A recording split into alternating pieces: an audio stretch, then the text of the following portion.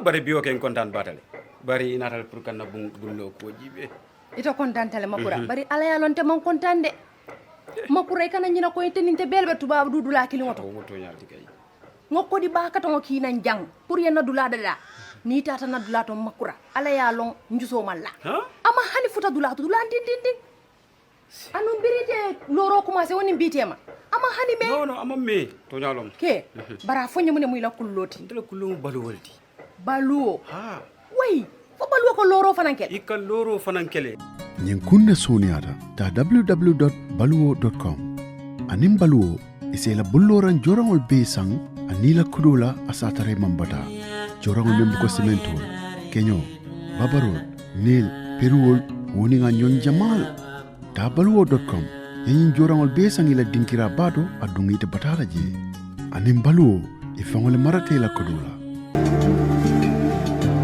Islamic microfinance is becoming an increasingly popular mechanism for poverty alleviation, especially for developing countries around the world. This microfinance service adheres to the principles of Islam as a form of social responsibility. Yona Islamic Microfinance is the Islamic microfinance of choice in the Gambia, trustworthy and reliable. At Yona Islamic Microfinance, we provide savings products, current accounts, financing products in conformity with Islam. In addition, Yona Islamic Microfinance also offers local and international remittances, Takaful Fund, management of zakat, management of awqaf, trading and investment, and building of strategic partnerships to bring financial services to the doorstep of the poor with donor projects, madrasas, youth organizations, women groups, and farmer organizations. Make a choice with Yona Islamic Microfinance today. For more information on Yona Islamic Microfinance, call 377-2151 or 9832-151 or visit Yona head office at Tipa Garage, Bakote, or visit any Yona branch located countrywide near you. Okay, Alhamdulillah, men alal be kontona.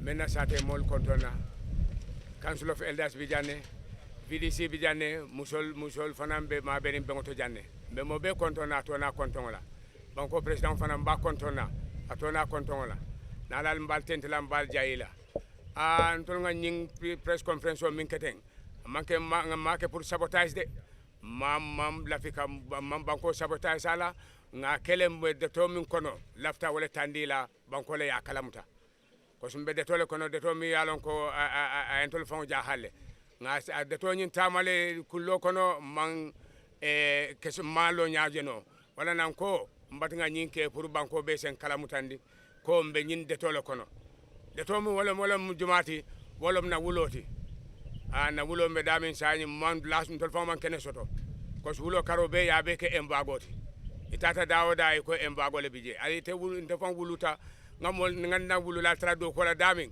ning sate nin tol chokuta demanding ko ngata ngadula nyim bondi ngana hajo tamindi ni ya bondi min kama ni wotata fiscal plan ako jebe embagole so woyen tol jahali bakela en dew wala nan lafta nyin kibaro futandila banko la pour banko sen kalam tandi kombe nyin de tolo kono anun tola nyin dunga de to jahalo fanam bijele jahalo mi wala mjumati ko nga kitio ke nyin tole nga kitio kele from Birkama ruling ngana gagné soto mbota je tata high court ngana gagné soto tata court of appeal ngana gagné soto bare nawo gagné be amanna fa soto tolma ko ni tata dawo dai buka na gagné sembentu yandi so woyen tol jakali bakele wo de ngo bentol kunna bakele anun tol mo banko dingolet tol be mo banko dingoleti manke mambo dula ko den ko nyim banko nyin sate lola o abota nan kartonne kabring a metal ni la second world war when tol fon la dol bota janne tata participate wala second world war min keta ha nam wol bota janne tata participate wala ni banko wa alo kabring kombo silala jamano ni banko be exist ni nyin sate be exist kabring kombo sila jamano ko sun tol mama mumu na fourth father mumu wala nyin sate lo anu wo bota nun kartonne katon kuba kunda hani biya keno bije ha ni tata katon ni nyini karo ke ba keno nyin tandile ntol mama bota wolto mum safula mum bota wolto anata nyin sate lojang mbe nyin sate kono wala nyama bar hani fo bi man fam soto no mbe sate kono man na kayro soto no fangol ma man sala karola nsa fo le nyama because min dal min tutaje embago ntol fanga ko no kanne fo physical planning e ko abe system wala kono bar nyin system o sila ala tanin tol lan te fami ma alkaloti ngalo mun tolum e ko system o problem o soto ñinata walla nselta fo santo fo banjun marina palin lanta lands office fiscal planning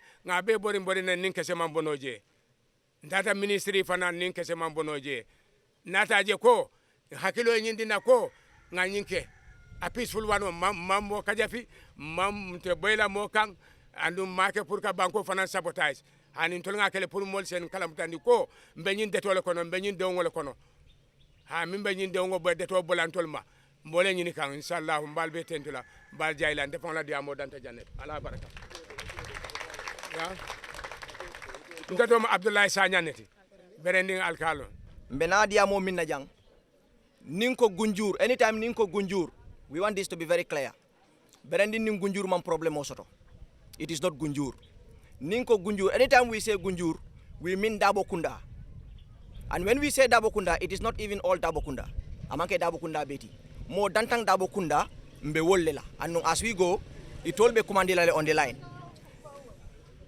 na bota je fanang alkalo ya fojane ako berending gunjur Dabo Kunda nene tata kotle laftale pour molbe yo faham bi berendi opportunity le soto pour ka itandi dunia be itol ning gunjur Dabo Kunda problème min be teme lafta ka itandi dunia be le dunia be opportunity soto le pour ka understand min keta problème oti alka nyin kaytol be min jibe ten nyim be mu kaytol de milon ko judgment ollom berendi nin Dabo Kunda la kitio aketale fo kiti saba a judgment o be janne bi janim bebe bola jang atol media house sol momo be jojmeno sambala so kono pour yeta yesi ya jibe ya karang ya itandi dunia be la ko kol tamata tenne yo jojmeno nying lafta wole history tanda la demanding and whatever I am going to say here is on records akaitol bi jambe min be fola jang manke ko ntenga min mira wole be suffering ala kaitol fele laring first in 2011 Lamin Dabo e berendin su to Brikama High Court Brikama Court High Court kay ay berendin su keno la yemilon ko ako itol mumuleta mu kenoti anin wo keno nyin berendin be wole kono berendin be sirin keno min kan anin min be berendin nin gunjur tema ay o case le file je inate case nyin dismiss court oto yate fo mo charge 10,000 na ay wojo abota je 2013 Jiki Dabo wuketa alkalo fo gunjul alkalo Lamin Dabo atemu sefoleti Jiki Dabo atemu alkalolti in 2013 alkalo nying nata case nying tambindi aya samba Banjul High Court afanang ay case o min samba Banjul High Court the same court o nying nata case nying dismiss ya fay they charge him $20,000 aya jo ibe ya jole imang wasa they weren't comfortable with that they forwarded the case to the Court of Appeal Banjul wolom ko temilon ko kotol be danta woleto ni futata je ni man tambino abanta ko do teje kabada futata Court of Appeal that was in 2016 on the same case ye case nim fanan dismiss ya charge $50,000 isla ayo fananjo that was the last court yeming samba to the court now in summary I want to put to you the case Jiki Dabo ning Lamin Dabo yeming present at the court and as I said earlier I am saying based on evidence abebe judgment okono. According to Jiki Dabo and Lamin Dabo, 400 years ago, ifama minketa Musa Daboti, atele tamu gunjur, atele gunjur found, atele first sabatita gunjur, wolo Musa Daboti, minketa itol mumuti. Musa Dabo, kabring asita gunjur, itol ko, berending na found mimu buluwati, atata Musa Dabo ya, Musa Dabo nata keno diala, berending pur ay sabati. Itol la kumakongoto. Kabre Jiki Dabo yofo aya fo adalla koto tata fo tembeto iko iba cross examine na iba kisi la ay min safe anin nyini karobe kela aya jabi kabri ya nyini ka kabri ngabe jabi rolo ako ay diamo falling ako Musa Dabo man keno di bulwala bare mi ye keno di bulwala wo mu Draman Dabo leti ako Draman Dabo le keno di bulwala anata ala diamo nata wali ati kilingo ala diamo nata wali wo kot kilingo kono kabra bota woto e kaya ko sayen inyata fenko sambala nane plano sambala ne mi ye keno yitandi kayitandi ko gunjurle tam Dabo kundale tam nyin kenoti itata ye plan fulale sambanang physical planning sketch fula itata wala dada ye sketch flow min dada kilingo nyin bunja jane le o dada bunja dane aning ala dindingo min keta wa jobateti kabirin kot nyinti sita bunja man taranu Gambia tamata tara Taiwan wa jobatele sita nu Gambia ya nyinin ka plan ko wala wa jobate ko amang ateman plan kulong bayde ateman experience to kuol kono so atete fen folo no plano kono so atela ala o plano ye ujibe kot ye nyi ujibe ya je ko plano amang any conventional value soto amang feyi tandi min sa itandi ko ha nyim plano akende yata amang ki soto amang boundary soto amang dimension soto amang fe soto ya safe kayit ba kilingol kono rek iko wolom planoti et la second plan fase ko jane le odada wo fase ko jane wolon jumati fase ko jane mo gunjur dingo fongolti amu gunjur dingolati ako Dabo kundan kolle kay ko yena e plano dadan toliye atata ya itandala akuma sere janne adanta janne afana ya dada wala nyama kabri ya kumandi koto de kay ko ite mine long nyim plano to ako ate man felon plano to Dabo kundan kolle ya kumandi wulo ko ne kay ko plano dadan janne jang e kay ko bismillah kabri o plano jibe ate fana na plano aman sign aman date soto aman key soto aman scale soto wolom ko plano fo aman kende amote wote o itandi lano koto to kabra bota woto wolom itol Dabo kundan kolla story ti kabra bota woto beren ni kol komandi ya yininka atola story mu minati beren ni kol mi yitandi cause beren ni kol witness soto le mi lonko wolle ke bota katon kata beren ni witness koto to itol mi yitandi wolom ko beren ding bota katon ne katon kol le jandi beren ni kolla alfani min keta fambaro bulwati abota Casamance la nata sabati ta katon asabata alawos katon sabato ay fenkol soto beyangol soto mi lonko aka wol ka trabulu beyangol le ka na katon kol batandi kabiri wo keta nata diamo ikay ko sain ibeta la wulo kono katon wulo kono ye place nyini ye sabati abula fundita nan katon wala nyama nata sabati beren nin kono jang ala fo sabati dula wonata ke ayatola kayraba nata falling anata ke beren dindi be wala kono ten say nyin kuma kono latta min itandila jang wolom ko nin aya tara tonya beren nin bota gunjurle Dabo kunna kol nyanta folanto lele ko alla famara bulwa asabata nyin kordale kono kabren anata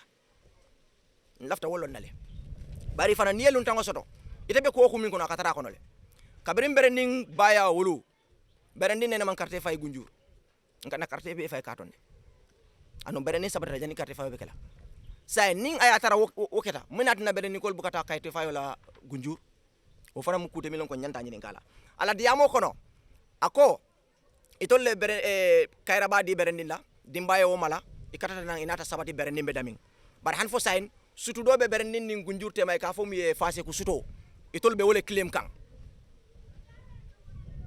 ye beren nin di beren nin e kayraba di beren dinda bare ma wol be claim itata farba sutu fase ku suto claim ko manke problem oti sain ntol be sonta ko Musa Dabo le tamu gunjurti ntol be sonta wala le koto fo be sonta wala le say nim Musa Dabo ate gunjur fawn ate tamu gunjurti wolom ko kabila minata gunjur wol mulun tangolati fonte wol mu Dabo kunan kolla lun tangolati bare sain kabri yaje ko la sembo banta ite berni sambala no kot la kotoke iko sain nyin kabilo le milon ko itol la lun tangol lom iko al sain albe fintila la le lotin ali berni fana samba kot la molbe nyaaba la be tulol bala luntango kordati o tante keno minti luntango be sembo sot la je nyaadile wolom na diamoti sa nyin kot nyin diamo kama jojol nata itandi gunjur la ko atol ka keno min fo akot asenata to lale ko altante keno nyi mo katon kolle tamu anun katon kol ya di berni kol lale bayri atol ite fo mi complaino samana jang ila diamo walitale ila witness ol min nata itol fo ni te fo la diamo walitale dol tala fo nyaato ko itol malo min bije ntara fo nyaato ali plano min sama plano fo na man feyti ndi kay tandiko atol be dia du lamin naten alla du lalom beren ni ko la plano nak yow min dada ye plan fula dada plano nying mo kilin le ya dada wo plano nying ya extract le from 1981 ku ko sama sanyan jamano plano extract woleto plan fula ibe mo kilin wala ya sign kabri mo kilin wala ya sign plan lo ya jodni plano jibe a jeko plano e anyanta min be sotla sotole ay boundary sotole ay key sotole ay scale soto ay silol soto min lonko ay satel be connect anu go sketch plano nying sate min be nyin dandango la mumbe ay be indicate le sifo bije katon bije madina salam bije gunjur fongo bije berndin bije ya jeko berndin la plano wole characteristical soto pour ka authenticate ko toto so yo plano le authenticate ka tan di gunjur la ko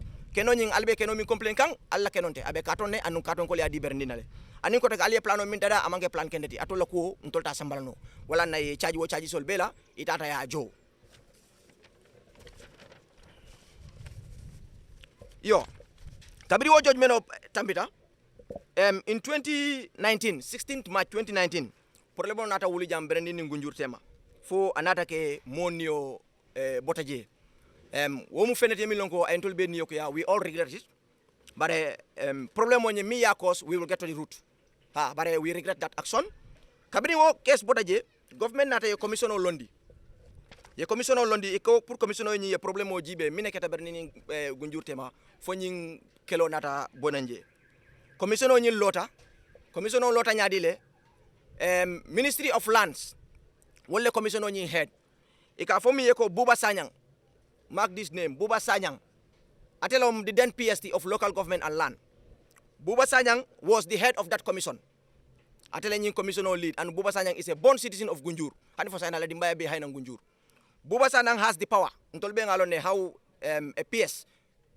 how powerful a PS is in a ministry we all know that we know the influence of a PS in a ministry and for that reason Buba Sanyang has total influence over the commission what he wishes what he intend what he want conniving with his people alafta minna ay woleke commission o kono commission o nata itandi ko inyanta investigation o kela pour kaje problem minti during the commission nata kalamta ko gunjur kol ye judgment o presently ntol malon judgment o nying asotata mun tole fo ya present jumale judgment o dada we don't know ning aya tara fanan judgment o be bulle ntol we don't remember going to a high court with them pour itole judgment o soto anu fanana sotota there is no court higher than the high court in the Gambia and there is no court bigger than the court of appeal in the Gambia so mingo min soto that has among relevant nyiko kono yo kabari ngabota je the same commission ye recommendation all dada one of the recommendations they made and they implemented was retiring our alcalo wolom ni alcalo min sita jang Ablaye Sanyang afama ya retire for no reason that was because the commission recommended kabirin ya retire we made findings we went to the paramount the governor kanyininga we received a letter that our alcalo has been retired why that was when we knew the commission made recommendations and these recommendations are being implemented one by one kabirin ofonye we confirmed we said no problem we are going to see what comes next all of a sudden nata kalamto ko na wulo berendi wulo be dunta embargo kono wherever you want to document official documentation the land is on dispute it's a dispute area and an embargo is placed on it embargo ni nyata nyadile we don't know we are not notified the alcalo was not notified he was not informed none of us were informed and then the embargo all of a sudden I started be cover I can tell you for free berending let's say 75% of whole of berending is under an embargo hani alcalo kundaja na lafta kaito lata sotlano because of Buba Sanyang all because Gunjur Kol now they lack options Dabo Kunda they lack options ite berending sambala no court all you can do is abe minsol nyin la mimbe berending ditala from development so that they can take time and look for a strategy to penetrate into our bush that is the whole plan ni embargo nyin ntol personally we wrote a letter to physical planning the letter here is here we wrote a letter to physical planning because ntata brikamale to their physical planning office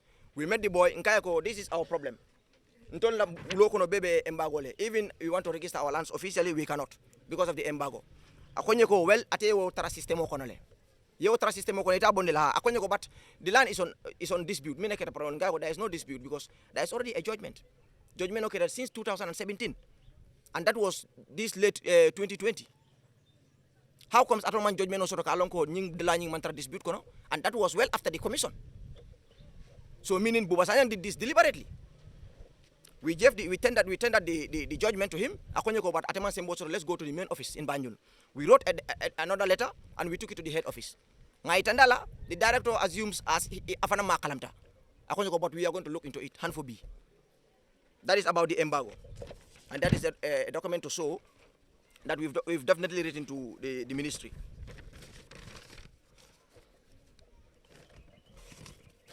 Okay, now botaje. The commission in Nanta Kaito Safeto the Alcalo telling us that they are coming for a border demarcation. You can now border demarcate between Berning and Gunjur. So, among date means specify. Inside the letter, date must specify. We were all waiting for them. All of a sudden, Imanna. They came, they said, they said they just came to see the place. A bite from demarcation to something else. And we had this feeling that they had a bad plan for the community. Somebody give them an alarm, they have to change their minds. And we still stand by that. It's either the old boundary, which is confirmed by the High Court, or no boundary. Because we don't see any reason to create a new boundary between Benin and Gunjur. Akaito Fele. Dokma.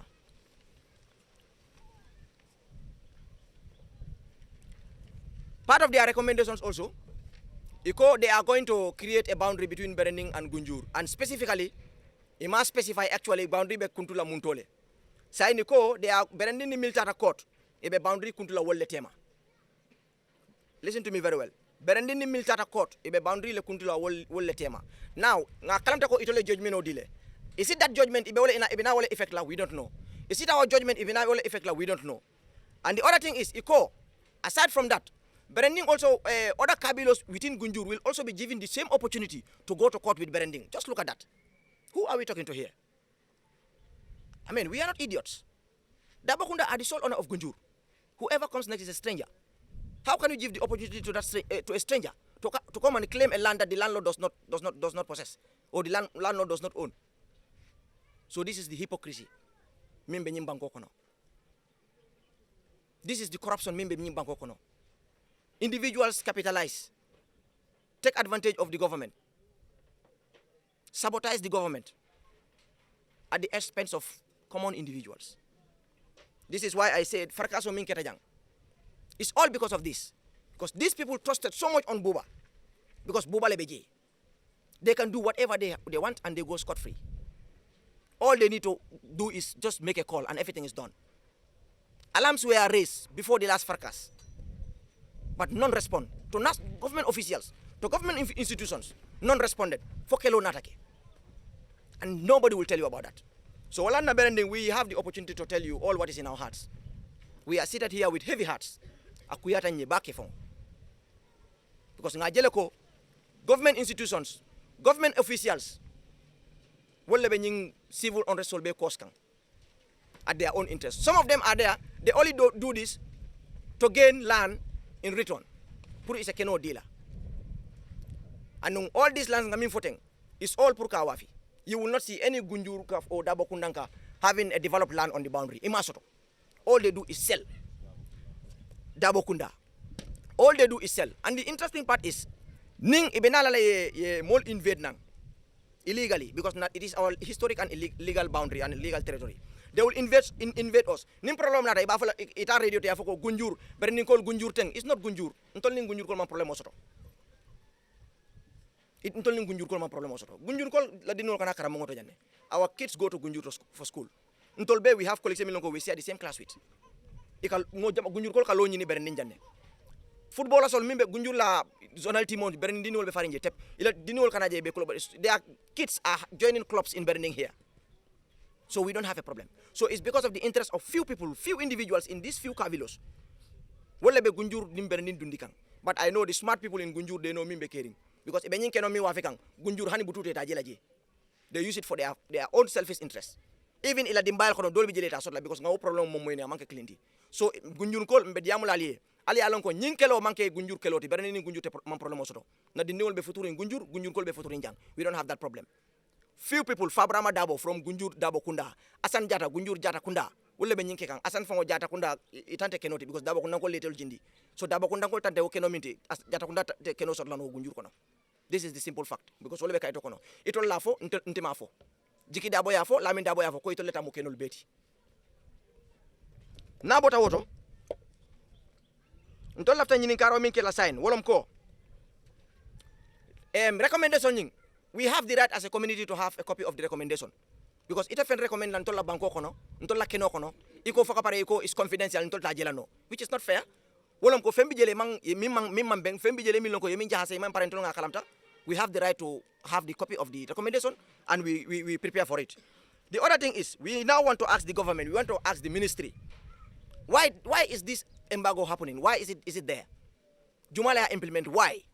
Because this is an embargo on a legally owned land, historically owned land. Why an embargo on that land? So in many atina ni embargo, it does not affect the other side of the boundary. Ay berending damale affect.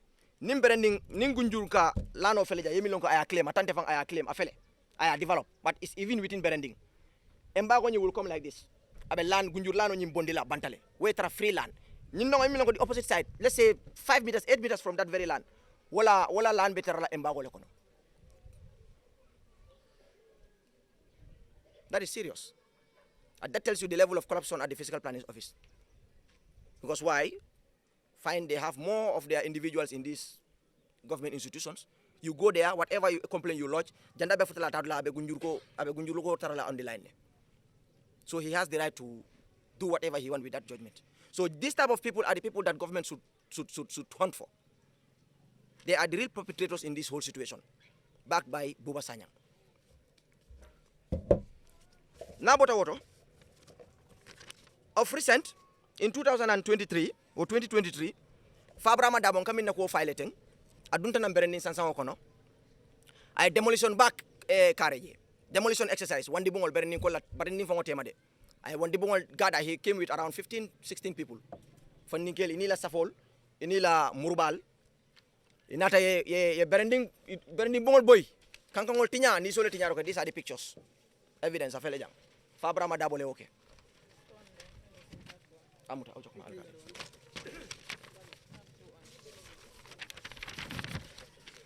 You see the demolition. Fabrama le nyinke. Fabrama ayitandile ko atele sembo soto Gambia beti. Atele sembo soto luati police man kuno Fabrama e. Afele. Nyinka to be mu wallet. It's okay. They will have them after. Yeah, ojok ma.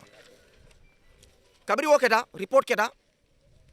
Inata Fabrama muta few days later inata yabula. Court nying case nying file ta court hand for side sign court nying beta kan ma ko na fenyolong. But Fabrama will come back to the same land. Aya foeko nying ko mona man samba court bang abetala muta abetala $100 because abe semberin $100 leto. Abe semberin $1 leto. Yemi lonko alone ko tuste kelala but ni ala sonta adi amobe banale. Because Gambia luwa warta Fabrama tile. So Fabrama la ko wote mela inshallah. Na bota woto Asan Jata nata mo Jamal Samba court berendi nyang tribunal court. Brikama jang. Ngoru ende ay samon sasu. Berending VDC yeri saflano muta berending komateng. Fabrama nata Asan Jata nata VDC for samani for that visit safla aka talo woti. Among VDC dama samon ay alkalo for mi sirinteng ay samani le.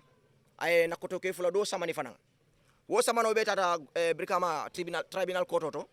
Wo case nyimbe manta. All those cases imanta dulato. Because amam fenne proof no VDC ta fon woman commandi. Ani alkalo ta fon woman ta dulato. Ani wondong wo gail damale the two brothers on ning. Ani wol tale mention ta court oto. But kabara mention ta aman tamino dulato because amang evidence fang soto. Now we have a question for this. If the High Court has already made a judgment, why is the tribunal court trying to interfere with that judgment? Why? That is also a question for them to answer. Why? And it's on the same boundary. And they have a copy of the judgments. Okay. Mbota woto, case nyin dismissed. Bese tanang hanfo bi ki amano fele ala samono damale babulu. All of a sudden, ninto la moltata word lato do kola. Asan will go to the police station, Gunjur police station, and a police will invite nang yena nang to the ground. Berening kono reserve auto, ye mall stop do kola. Ntol foko yentol notify we went to the police station. Nyini ka meneketa iko ha Asan ning in Johnson ole nata jang. Asan ning in Johnson ole nata jang from the paramount chief. Kaitandi ko mo manyana do ko keleji. Ka ko aha. In Johnson ole I saw the in Johnson. We saw the in Johnson with the VDC alkalo fongo fele. We saw the in Johnson. Nata kalamta ko at that very time or at that very moment the tribunal court was not functioning. Inata le iko ibe stop follow ibe sirin su kono. But ndolma understand Asan nata wo in Johnson o soto nyadile. Nko station eko, why is it that Asan Damabe in Johnson Osotola, the counterparts in Berendima in Johnson Osoto, and then the police station was also not served a copy? How is that possible?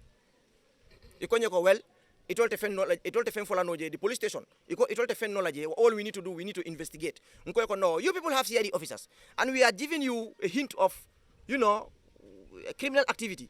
Why can't you people investigate? No, let us go to the paramount chief and find out what happened. We came and confirmed from the other two brothers, Milbe Berlin, for Italy injunction also iko Imasoto.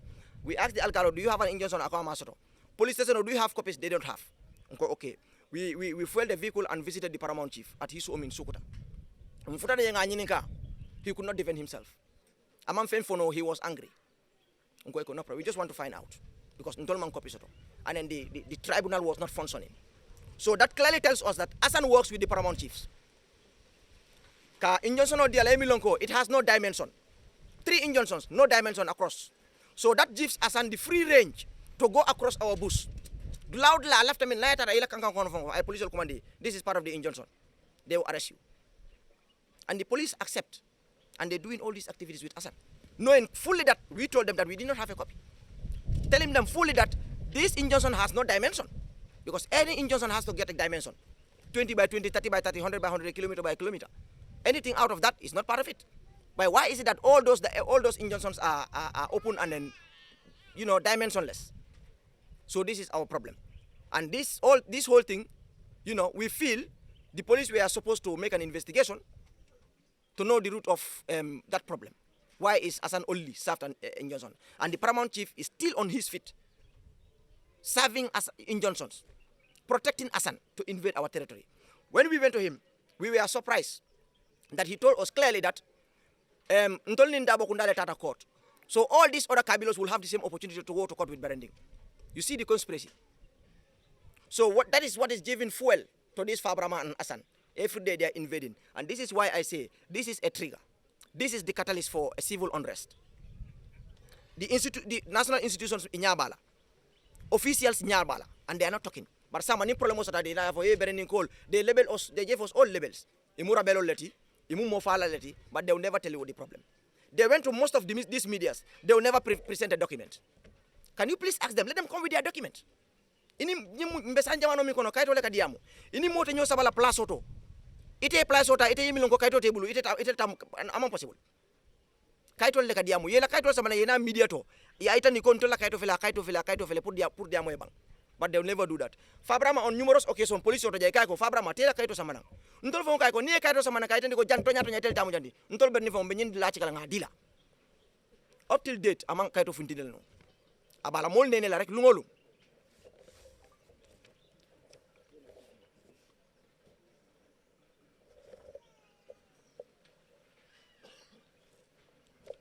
Now, as a community, what we want to recommend to the ministry, to the government is, 1, we want to make sure that if in case they want to go by the commission's recommendation, let them go by what the judgment has spelled out. By the there is already a court judgment to the highest level. Whatever recommendation they are going to implement has to be in line with the judgment. The other thing is, if that is not the case, as a community, we unanimously agree that we are not going to accept any new boundary other than the historic and the legal boundary. Mimbe Berendini Ngunju Tema. Wolom Kolongo, there is a well that we call Lamba Kolongo. It has been a historic well, a meta jele, and the well is still there. And then Jelom Naneti. We don't want any other border Namanke Jeti because that is the historic border and is the border that is approved by the court. Now, we also want to advise the government and the ministry, Ministry of Lands, to be very careful with the few individuals and national institutions, they are undermining the justice system, they are undermining Barrow's administration because Nimbe Mwoleti. B, individuals and I tapale duni nyinko to fokelo do and I wuli. Iba fola nyadile, Barrow la masakundalo. Mingo min keta jang, iba fola le Barrow la masakundalo. Anong hani min tambita, Barrow la masakundalo because akela Barrow la masakundalo kono. But what happened? More than time lebe nyinko tabadabakang. And that is, putting efforts just to undermine the justice system and undermine the government of the day. So we are urging the government of the day, the justice system, and the Ministry of Local Government and Land to be very, conscious of these very perpetrators. Ebedulal Beleto. and we've made a clear mention of most of the Mimilonko they are involved in this case. So laftale pour ye action ta kaje ko Cairo sabatita. Berending has been a law-abiding community, and we will continue to be law-abiding. We support what the Constitution says, and we also support the justice system to the fullest. So diamo be siakane lafta danna janne folo diam la dolbe koma etol finance na lafta min ngo min fola ya fon tol be ngamoy ala barka bake. Bernim batata le sayin nim kum bernim molem sa be lamfurina be na falale niyo be na bolale kadon nim moni ab niyo be na bola sa ka kumo belefo min diata o min man dia ka belefo ka fala ka pisali ni ala ma ka be ka ala tentu no fam bernim batata le bare bata miya sun wala nanyim kene ko memin fo kanten wala na nanyim press conference o commandi pour Gambia se mo ani dunia se mo no nyami bawo nga tamo men ke sa natra ko do ni nga ken su nyokan ase fen ke no bernin kono ja se fen no lo no membe bernin kono na fala ka do nga tamo men ke ay wili jamale kos bernin koli min manyan na bola natra tonya be tamaka natra tonya sabatita wole nyim press conference aussi kan na piaro la ko mo se men dia kamin fo comme gunjuni bernin man problème so do wole tonyati bernin anen gunjuri man problème soto sante ni me ke ko berni ko asafla gunju ko be berni ko may be la hajo ke kanje woto berni nin gunju man problème soto comme a fo nyamen drom mo dantane be nyimol kono kabilo kono mol wulta kaje ko finne wuli berni nin gunju ko dabu ko nan ko tema wala nambe masakunda dal pour wo mol isi nyalo kan ba ni mo be fitiko kurku kan jani be dimba fala min ka finno kurku wo fa folo jani be kelo kanjula sonko kanju folo oton be lafri nyin nambe masakunda kumandila pour ye nyalo nyi mol kam mil kumande jam mim fa barama dabo ani asan jata ni ye nyalo kan tumando bato nyin diamo mbe kerinte atekela ko tenke itolle kana ka dumber nin keno kono bare mente sula jam baki wala tolle embago e mellani tolla keno kono as a chairman of the VDC of Berending here kabinata 2019 development is very slow in Berending. Berending satela karoto bang na molme keno so jam bang kadu embago atedene fo seno fam Berending abe fala le sai Berending foni kel fele lori mela doko keno because of o embago ibe dai ibe jimila la kankan to dron yena e loy kunte ko jam embago ti wuli imanya na dokula sani foni kel man doko ke bene mene kela e kankan ko soto ya bula je fa soto wala do kankan doku mo be jam yalla ko ala kankan develop le mo be je bar ni asan jata kilon kamin ko man jang anata lo ka je ko mano nyanta stop la le ala do ko nyanta stop la no kankan bina be tinyala le mo le bije o do memma sakunda dan ani mi ala ko be siring ye sembo soto kanyin ko control pour se nyin ko control boko santo be dame batatale ni mando ko ke na nyamo jobe kalela le ida fola moye na mojo faka pare manson ay do ko ke o kenoto abe na mojo jobon la muntole e man senoke e ma yirutitoke hani yake fana ya fo ya blaje mo be jana mi aka abe mol ko majang comme na piero afo nyam ay bungolo wi ko min na nyata sawna no bungo kono pa brama na la timo na ya boy akoda ate dati yate wolungo atra brika ma bara telem kadu rebel leader lem ni ko beren tolmo ate pa brama se rebel leader because asita dula jang I ordered the for Nikenda the Bungo boy. It was on the 4th of November. Nimanyina ngakonyi samba on the 6th of November to the station.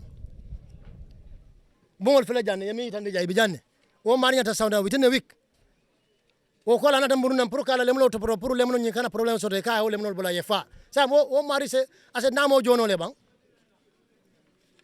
Wala don ko wana don to ko berni kol sai be dami batatale fondin kel ko nga fo masakunda e embago bondi pour dol se do ko keno nyame nembe jimila na kankan to nga jimi mo kana nyabula kalang mol bi jana mi ko keno soto jang berni nyata tamila nyina na silo jibe bang bare estesol bi jana mi ko keno sanja bare ma hanyi kana ka develop dimas tamila ni mobe kajala ko nyako lafta kana kan dula develop bare ma hanyi ka do ni da ka fole embago ngana ta ku ken nakeno kono foka pare e na yem bondije ñimbe na sate murni kan koma bakele bake ni commissioner kam min fo aman neutral tol kawle fo buba sanya manya na tar laje ni tara buba tar laje mambala office level ay sembo soto banena to the village level amanya na tar la dat commission na tara be tar laje to fana nyanta mosolo mem to fana represent le pour alo membe ke kanje ban to malo e ka fole bodan to malo bodé ba la mun tole hani jambe sir jambe jay ka documento da dala yefta luwoto jang e ka fole embago ni na mambo ndola nam jobe ko yala ndol bulo kono janne an tol mu gambe wi nga namo jole kanu sango say kana jana ala kalo fo wala kanamo kan mole ja di man sakunda o de man sabe namo tala ndol bulu jang o de man sanya tan tol hatilale mo man jolo na nyi sango san wala mo man fale ni banko ko nyamo de mbe ni momo na mbe na tala nga nyo sabale nga nyo samane bari na o mbele na tam moti min falenta ko nyamo woti je anda falenta fana fonyole fena ay fay dula to falenta je wodo kuma kamin fo inatale na lalem ndol do tala kadun jani kamin fo bawo history malon bare jani second world war we ber nintara existed one water 400 years time wodo memen dan la masakunda wala nyenti ko na piaro diamo bane nin kombe murala kumo kan ajita siale tilo kan mol meta sirine bare memen emphasize la jam wala nyenti ko tolla embago me ko mala a fenyo na kungo bota dami e sabari ya bondin tol kan nsenda do ko keno asanin fabrama e bulo loy kan pour se tenkum ani lamin jarak lamin jamme atala be tabi nyaaje nyul ka hanye kana nyim fabrama ne e kanyo fule e sala ke gorilla wo ni nyinta na man chance to ay do nyori nan ndol be janne we are to defend this village ndol bari ni fonni ko le manta murba se kala kam mo bayndi de bare jang ndo fanante wulla jang ni wulla jam da mun do len to mbawle je fam kelo ndon sa ndate o kelo tam tan si jafan da kelo lale ndol be me kala sa wala nyinti na peno ani na londo mbe wala tala ka kelo ke e ka kaito da yata ala ni ministry to kaito mbe ministry to asia da bar ndol mbe mbulu amansia ndol lata na dino la baw ni mobe tonyero ka be ka sembo so natra nyule tonye sembo so le e kaito min so wala sembo so ndol tatene yon tol wulinde ni mi ba motari ñul bulo ko na tara wala sembo so tol tati tan bari bin tan pression felo so kala jande bari alale mba koy alale ben dema kan alale ben dema la fo faw ni fonni kele tenkum ni mo wala fayla safo Tesla eta Russia ya register je kelo be wala to mo wala fayla safo na tara safo be fabra ni asanol bulu eta Russia puti be register pour eta la front line fen koto ndol mo so jan this is not a war zone ndro this our entry kata na hajul betama ngaduni gunjurto gunjuni bernin tema so ni atra problem be je ten binta tambela je deni ka propaganda leta ka fo mole ko bernin gunjule mili haklo solo ka fo len tol dati je nde mbe gunjule ngabi gunjule mbake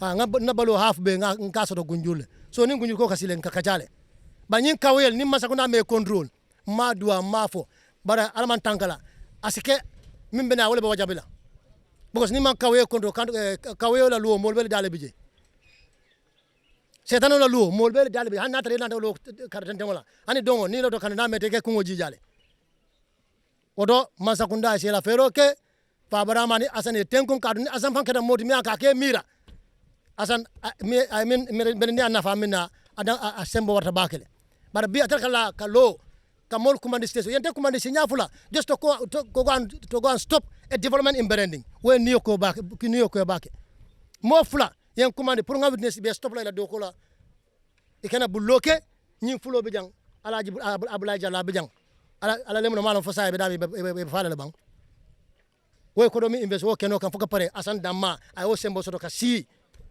ñi na keno kan sa man development anin dol ye keno wa fu moy jang atata fiscal plan ka fo ko embargo sa yon tol be taple fo munem ton mumlen ton we are Gambians nka carte faylen nka carte fay ni school to jang nun ton ka fay carte wala sa ka fay jang muna na nye mi fo jang muna dam ka fay jang odo be ni kumo di la hakil malla pour momo se mira e berni makoy berni be to kono ni moni ya de marajo kan na meta na me dam fa be cinnale na me dam fa be cinnan na ni cinjiro ka budu yibi ka fo itele boyta masakunda sa kata ni mol ngamin to kumandi ndani fango na samono be jande ndole be santo na tara turu to bimbe mailtu ngari sa fo mimuta pour berende andi entire Gambia nin development na pour berende andi entire Gambia se kenoji asan ko ata kala na manke abe lori ade mo kilingo mo jalle be jang min la balo be tete kan na musol be jande ma fola mole alni mara ala barka bake on kontana bake saate mole funtuta nyamin kana ka dankunna nte lafta point min fola jan wala nyinti ko dabo kundankol ka fo nyamin I tolle jandi berendina nte personality my father was a soldier during the Second World War alfal bijanne berending anu since then birin carte fayo kake nene ma moy ko berending ko le fintide jan kata carte fay in Gunjur nin tolbe ani attestation nyin la wi kata katonne na alfal ka carte fayo ke katonne na tara Gunjur le jandi num berendina mona nan tolbita carte fay la katon anu janne sutiata Gunjur dan jandin katon and even data code minna katon kol wolle nata lo ko sedol ko berendi mbota katon ne ko bakunda na piaro ya fo janne ni tata bi ibe jeyi tandi lelale so ñi mo dantangol tan min tolu fota jang wolle be ñim problème o be create kan jang nsay tande la fana amake Gunjur betide no anu forlale afo janne it's not the whole of Gunjur fiu kabilo le bijamian ko wolle be mol batandi kan son to lafta minna ten ye mo jamale stop jam pour yela doko ke anu tol ba fole te yela doko ke de mba fole le ta yela doko ke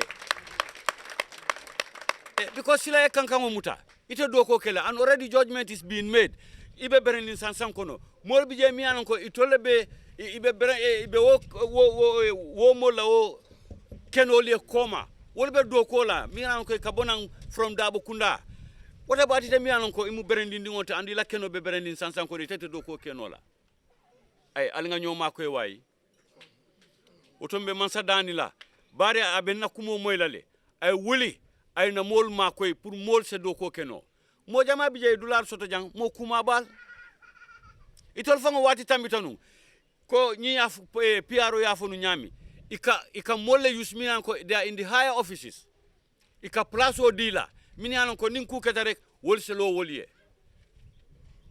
mo jama you know ika wole kenun jang bare ni wo ketan tol fango le ka wo mol do man kay tandila ko ye nyindula min dila jebe berendine wol kana je bulale yes so mbe man sadani la let him come to our aid ayna ay mol makoyi because ndolta tarla wo nyama ntena kankangol dokula mbadi ndol bi jamiano ko dollar soto jan dole place ol wafi jan ni tata pour yela kayto regularize pour yalis e ka fo le embargo le bije molta lon na embargo nyimbota mintole so please lafta man sakundala yenyi embargo ya wuli mol kan pour ntol fana sena nsen sawo soto ngana doko keno ko molbe doko ke kanyami ntena diamo danta janne kabiri nga nyin kumo moy bi sino manke no kabiri nga suba sali nata jamma motara jamurunta kontano ntol jahali tale nyin ko kabiri nga dunta berending wo ketan tolla futu foloti fo mbe bi min kono ntol be wo bata kono wo bata nyanta bolale ntol mu Gambia dingoleti ntol mu wol wuluta jang mamminu long wuluta nyi sate kono mota tarala sate kono fo yiro fi fa afalinta ite ke sate luntangoti o mansoto lamta mansoto ntol be mu hadama dingol leti ntol la futa aliye ma koy ntol nin jemme kundan kol tema asan jata e kamin foteng akada boro kem faya jang ayla baluwa be ke jam faya musosoto bila asita kan tol jawya ntol nyi sate jawya le siata ni wonte no nyi sate be warala janti bare ngatu alale bulu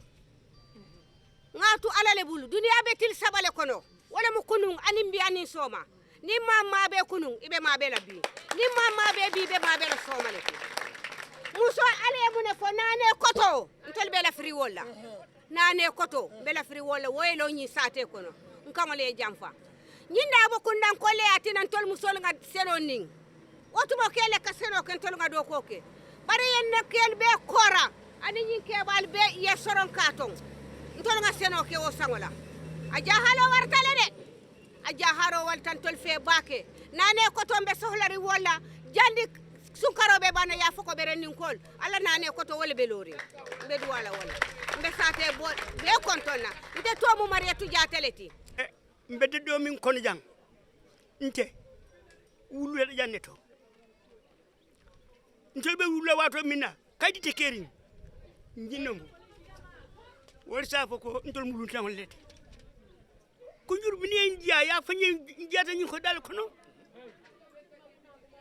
ya fanye nte bodula ngalo ne kuba kundan kollom katon budun kunjur ya fandole fo jema kundal mu fo jata kunda fo manya kunda nyirbe ana fale ngo ala fo president wali president ayem makoy setani na sinota kana kuni setani na sinota kana kuni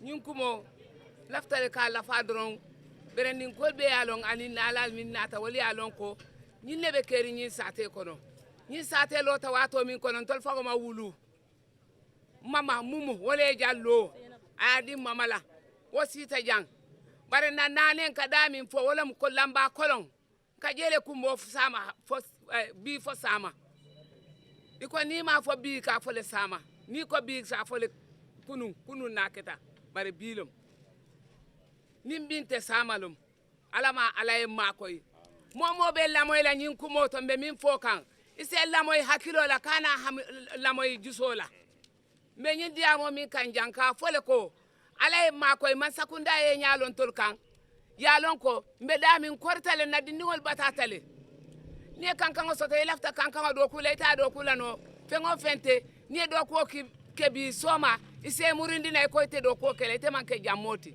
silan tol bota mun tole alin tol jibe be kotori nyami bota mun tole wulu ta janne fo ngan dingol wulu jam fo lu menta wol keta ke kanangol te musol futun tol bi jang fo ala kilingo mi mo mansoti mbali dani kan ala barako manso barako la ila kumo horomo kama ala man nakumo taala nyato nga nyomo man sakunda fana ye nakumo lamoy yake anyama laftala nyami yenna sate kanju so kairo kono bismillah ye mbena man sakunda kantala ambena banko kantala mbajala kon na banko kantala na banko niyo min keta last time man la fiyo soto so mansa mbe dani kan yena na nane bondi mimu lamba kolon min soto da last time tol man la fiyo soto bar mbe parerinne nyama abe labana nyami ntol fana mbajala ko mbena banko tala min keta last time please ntol man la fiyo soto nin gunjur tema kotenke mimu dabo kunda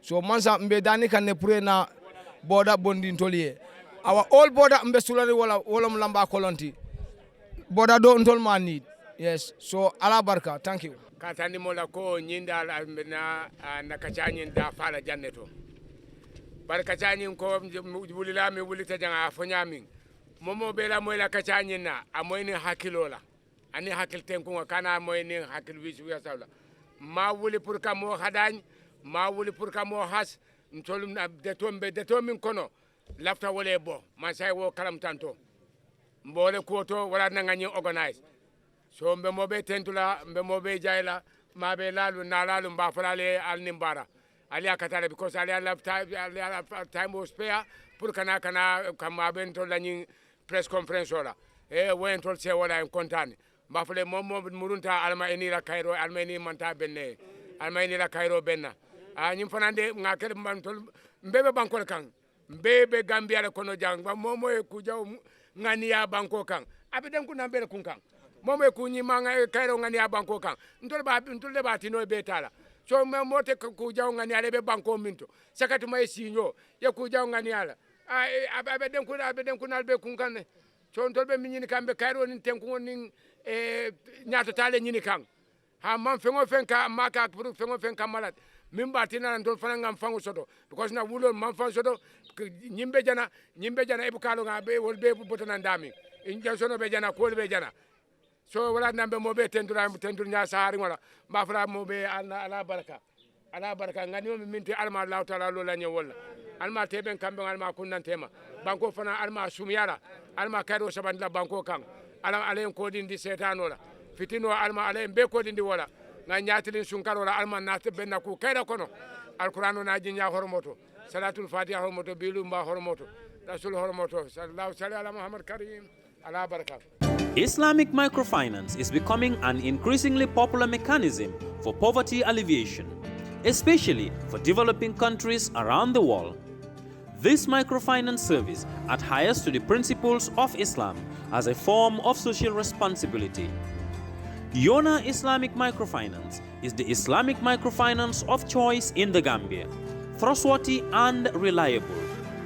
At Yona Islamic Microfinance, we provide savings products, current accounts, financing products in conformity with Islam. In addition, Yona Islamic Microfinance also offers local and international remittances, Takaful Fund, management of Zakat, management of Awqaf, trading and investment, and building of strategic partnerships to bring financial services to the doorstep of the poor with donor projects, madrasas, youth organizations, women groups, and farmer organizations. Make a choice with Yona Islamic Microfinance today. For more information on Yona Islamic Microfinance, call 377-2151 or 9832-151 or visit Yona head office at Tipa Garage, Bakote, or visit any Yona branch located countrywide near you. Ya bari biyo ken kontan batale. Bari inatal pour kan bullo ko jibe. Ito kontan tale makura. Bari ala ya lonte mon kontan de. Makura kana nyina ko teninte belbe tuba dudu la kili moto. Moto nyalti kay. Ngoko di baka to ki nan jang pour yenna dula dada ni tata na dula to makura ala ya long njuso malla ama hani futa dula to dula tin anu birite loro commencé woni bitema ama hani me no ama me to nyalom ke bara fonye mun muy la kulloti ndela kullu balu waldi balu way fo balu ko loro fanankele ikal loro fanankele ñin kunna soniyata ta www.baluwo.com anim baluwo isela bulloran jorangol be sang anila kudula asatare mambata jorangol membuko cementol kenyo babarol nil peruol woninga nyon jamal ta baluwo.com yin jorangol be sang ila dinkira bado adungite batala je anim baluwo ifangole marate la kudula